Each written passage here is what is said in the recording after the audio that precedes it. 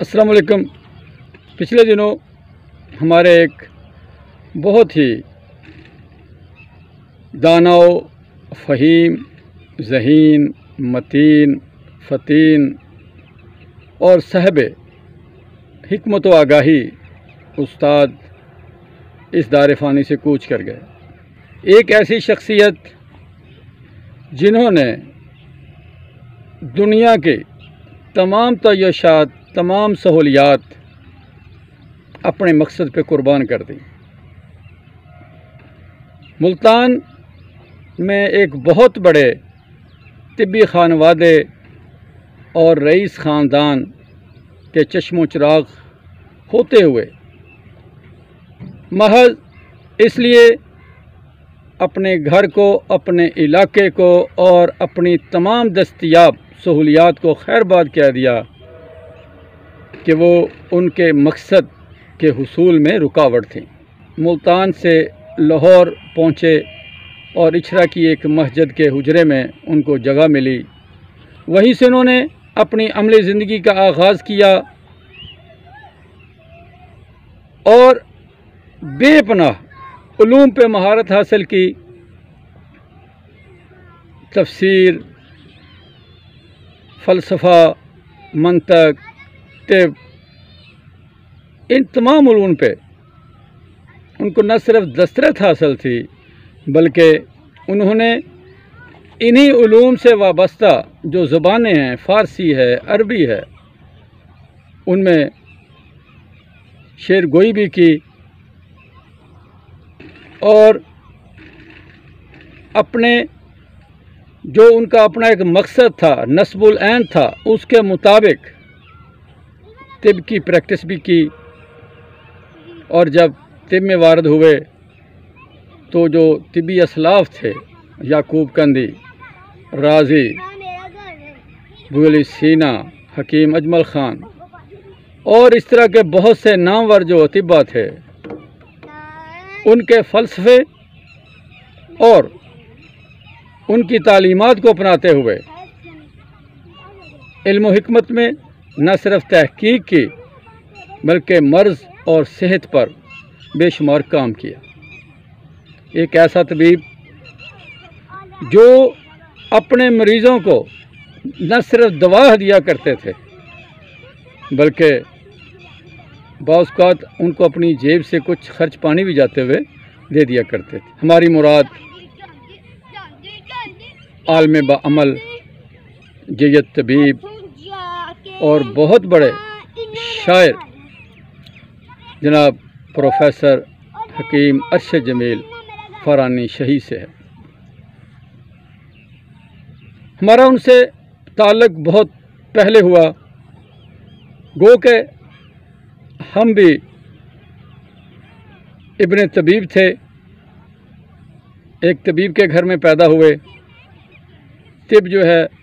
اور علم کا شوق جو ہے وہ ہماری گھٹی میں تھا، لیکن ہمارے مروجہ جو طبی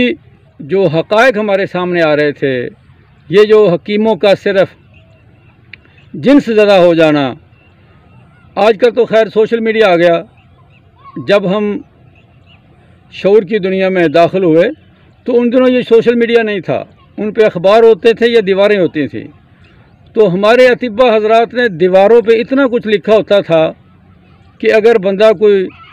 150 کلومیٹر کسی بس میں سفر کرتا تو وہ منزل پہ پہنچتے پہنچتے خود نہ صرف ذہنی بلکہ جنسی مریض بھی بن جاتا تھا۔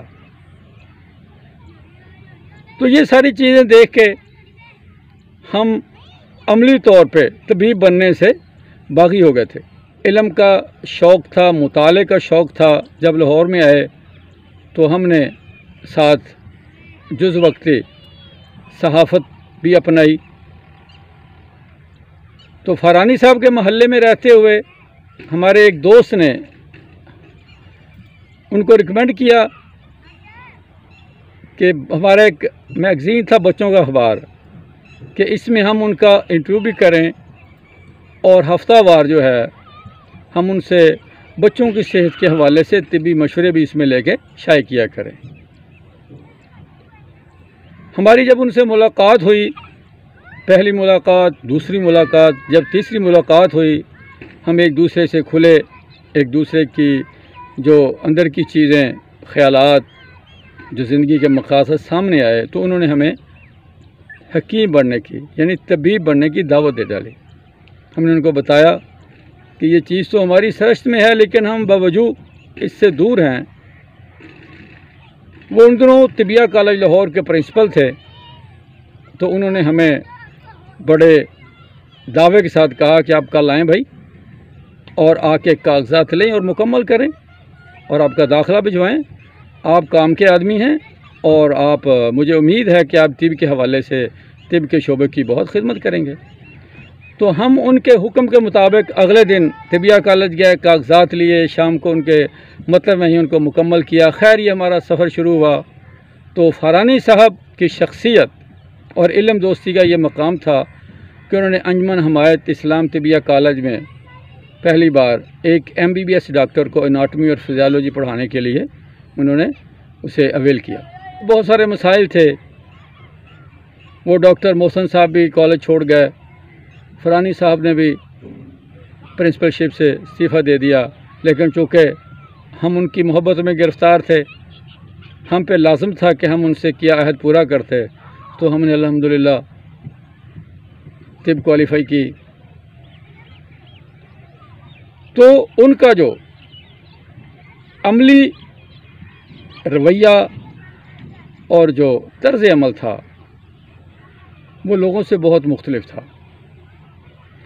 ان کے علم، ان کے ہنر، ان کے فضل اور جو ان کا طبی مقام تھا، اس حوالے سے ہمدرد کے بانی جناب حکیم حافظ محمد سعید شہید رحمۃ اللہ علیہ نے بہت بار قائل کیا کہ وہ ہمدرد یونیورسٹی میں تدریسی فرائض سر انجام دیں۔ حکیم صاحب کئی بار گئے بھی، لیکن یہ بیل مڑے نہیں چڑھ سکی،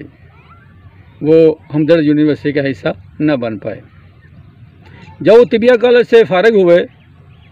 تو نہ جانے کرشی والوں نے ان کو کیسے قائل کر لیا کہ جو تشخیصی جدید نظام ہے، اس کی تدریس کے لیے اطباء کو اپڈیٹ کرنے کے لیے انہوں نے ایک انسٹیٹیوشن بنایا، تو فرانی صاحب نے اس کو جوائن کر لیا۔ لیکن جو ان کی نیچر تھی وہ اس سے تنگ، تھوڑے عرصے کے بعد کرشی کو بھی خیر بات کہا گیا، اور ہم ان کے بارے میں اکثر یہ کہا کرتے ہیں کہ ایک دوسرے کو نہ سمجھ پائے تمام عمر، ہم یہ عجیب تھے کہ زمانہ عجیب تھا۔ وہ اس دنیا میں رہ کر بھی دنیا سے دور تھے، ان کی اپنی ایک دنیا تھی، ان کے اپنے کچھ خیالات تھے، اور وہ اکثر اپنے انہی خیالوں میں، اپنے انہی منصوبوں میں گم رہتے تھے۔ وہ بڑی محفل میں رہ کے بھی تنہا، اور وہ تنہا رہ کے بھی ایک انجمن تھے۔ فرانی صاحب اپنے خیال، اپنی طبیعت اور اپنی مزاج سے بالکل الٹ دنیا میں اپنا وقت پورا کر کے دار فانی سے کوچ کر کے